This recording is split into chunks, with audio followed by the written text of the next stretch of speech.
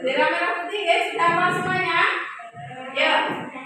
1, 2, 3. Bendera merah putih, bendera merahku, jangan mencerita kawanana, bendera pandang yang biru. Bendera merah putih, bendera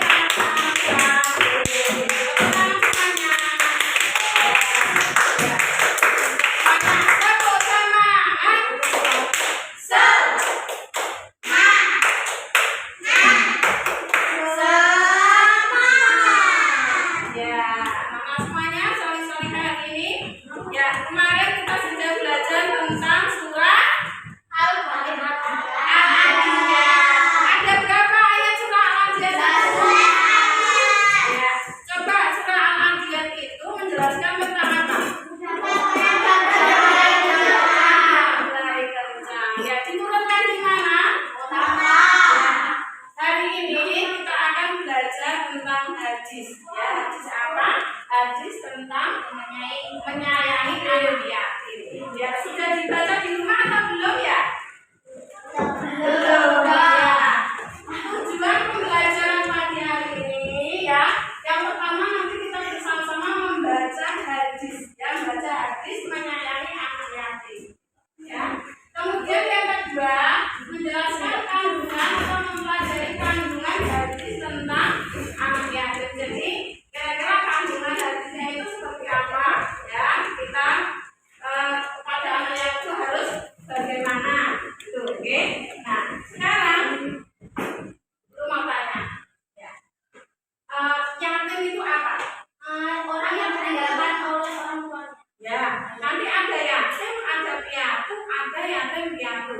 Kalau yatim berarti ayahnya, kalau piatu kalau yatim piatu ya.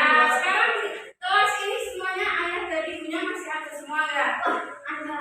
Alhamdulillah, berarti harus berterima kasih kepada Allah ya, karena orang tuanya masih lengkap. Oke? Nah kita bersama-sama coba kita baca ya bersama-sama hadis riwayat Bukhari ya, hadis riwayat Bukhari ya. Dijelaskan kemudian nanti ditirukan. Siap semuanya? Ya. Ansar libani Sa'din Qala Rasulullahi sallallahu alaihi wasallam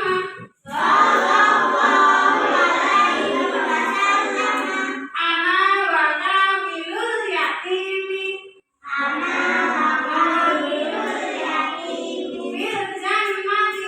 fil jannati hakadha wa asara bis sababati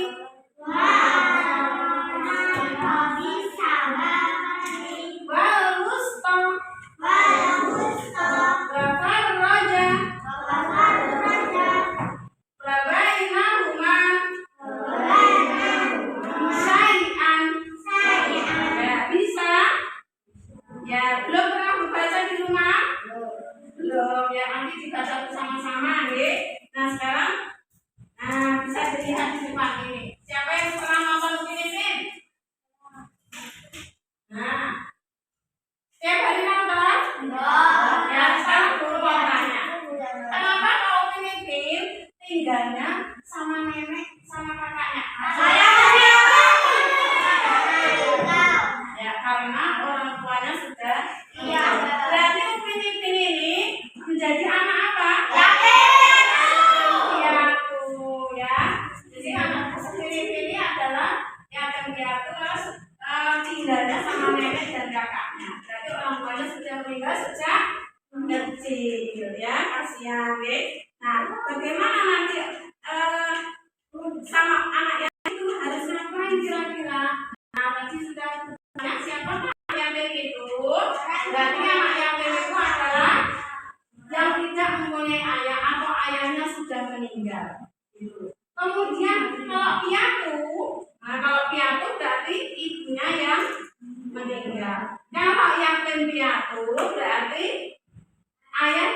ibunya sudah meninggal. Ya, siapa yang sayang sama ayah dan ibunya? Nah, jadi ya mumpung masih ada ayah dan ibunya, berarti setiap hari harus ngapain? Tugas kita berbakti, ya, berbakti dengan cara apa? Membantu pekerjaannya, kemudian mendoakannya setiap hari sholat doa apa tidak?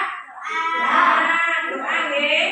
Nah, sekarang lihat di sini keutamaannya. Coba bisa dibaca. Kenapa kok kita ini harus menyantuni anak yatim, harus sayang anak yatim? Ada keutamaannya. Yang pertama apa? Coba dibaca Mbak Zulfa.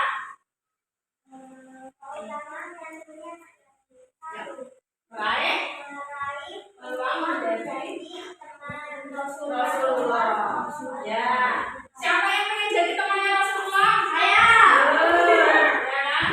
Yang kedua,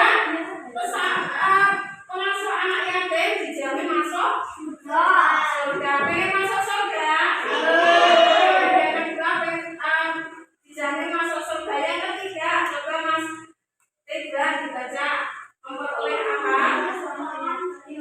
Ya, pertolongan dari Allah. Ya, berarti kita itu selalu mendapat pertolongan dari Allah. Mau, ya. Yang keempat, akan menghindarkan dari siksa akhirat. Ya, jadi kalau di dunianya selalu menyantuni anak yatim, di akhirat besok akan dihindarkan dari siksa. Ya, yang kelima, investasi. Apa itu investasi? Apa? Amal untuk akhirat. Jadi kita ada simpanan untuk akhirat. Nah, punya simpanan. Simpanan apa? Amal. Gitu ya. Nah, sekarang lihat di sini. Nah, ini ada gambar ayah dan ibu, ada adik, anggota keluarga. Bagaimana cara mengurusi anak yatim?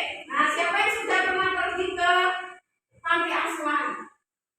Belum, ya, nanti kapan-kapan bisa pergi, ya. Nah, bagaimana cara mengurusinya? Ya, memberi makan, memberi apa lagi? Memberi minum, pakaian, terus tempat tinggal, apa lagi? Ya, memberi pendidikan.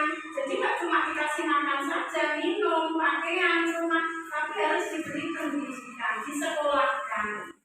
Nah, kemudian yang selanjutnya, sedangkan cara menyayanginya, misalnya ada anak yatim, itu harus bicaranya dengan cara apa? Kasar atau lembut? Nah, kemudian ya kalau misalnya ada anak yatim itu dilus-lus, itu dapat pahala ya. Ya, dilus-lus kepalanya itu dapat pahala. Ya, kemudian mengusap kepalanya dengan ikhlas, ya. Menyantuni, mengusahakan dengan lembut itu dengan ikhlas, tidak boleh terpaksa. Sudah paham? Bisa dipahami? Ya. Nah, sekarang guru punya permainan. Oke, permainannya apa? Coba mengelompok menjadi 4. Ya. Mengelompok menjadi 4. 3-3 berarti ada yang 2, ada yang 3. Nah, ya ada yang 2, ada yang 3, enggak apa-apa, sembarang saja. Nah, sini Mbak Tati, Mbak Salsa sama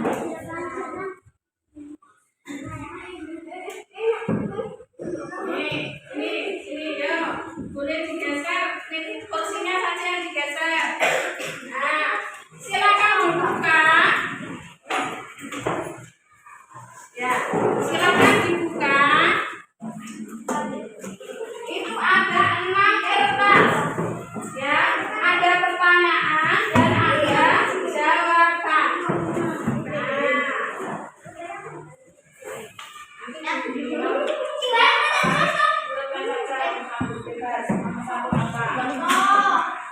Silakan urutkan dulu, nanti gantian. Urutkan dulu, yuk.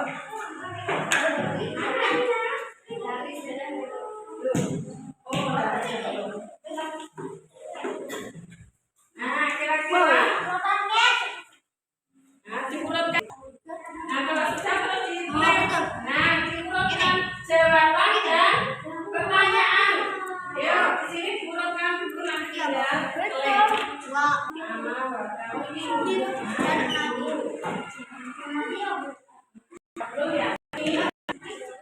Ini Bu.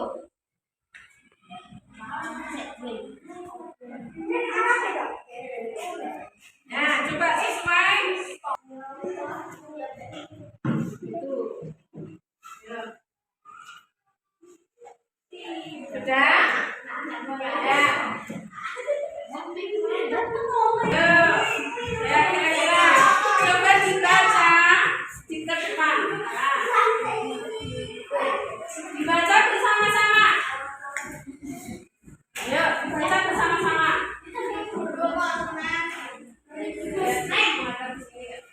Nah, baca bersama-sama. Tidak usah bismillah.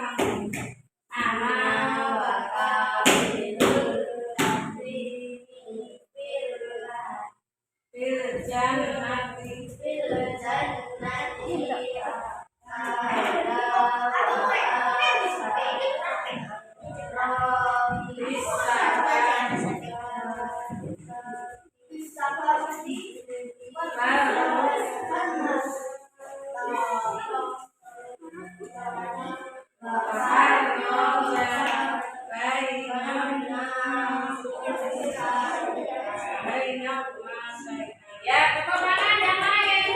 Ya, coba dibaca pertanyaan dan jawabannya. Ya.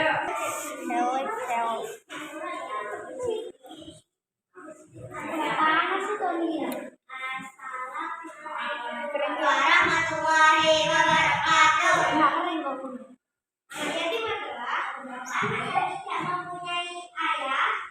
Yatim piatu adalah anak yang tidak mempunyai ayah dan ibu. Anak piatu adalah anak yang tidak mempunyai ibu. Hasil lihat di depan. Nah, tadi sudah mengerjakan tugas, ya, sudah mengurutkan hadis, sudah menjawab pertanyaan. Nah, sekarang apa sih kandungan hadis tentang menyayangi anak yatim? Nah, membimbing anak yatim itu hukumnya apa? Sudah tahu apa belum? Ya, jadi membimbing anak yatim atau mengurusi anak yatim, ya, itu hukumnya fardu kifayah.